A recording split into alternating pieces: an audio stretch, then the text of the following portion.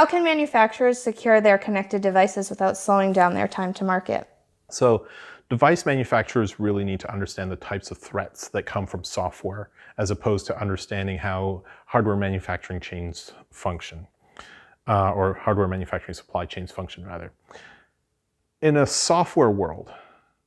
there are things like the life cycle of the device being much longer than the life cycle of a piece of software. You're not going to have a development team that's going to be on staff for 10 years that's going to consistently know all of the attributes of a specific code base. There's no guarantee that your users are going to be in a position to upgrade the devices in a manner that you want them to upgrade the device. It's not like, for example, a cell phone where you're going to get a new app that's going to be pushed out consistently, or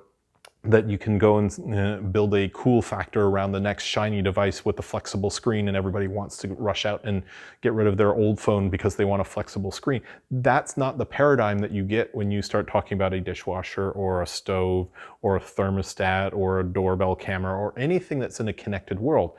Additionally, unlike corporate environments where you have people who understand cybersecurity, for the most part,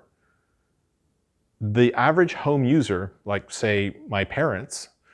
they just want the temperature to be set at 70 degrees.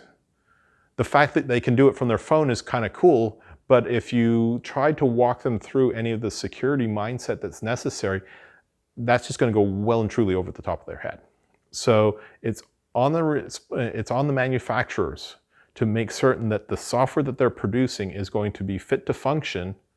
but also over the lifespan of the device. Because if they get it wrong, it's going to be on their users, who are ultimately going to have a poor view of the manufacturer, which means that, well, the manufacturers ultimately are the ones who are responsible for it.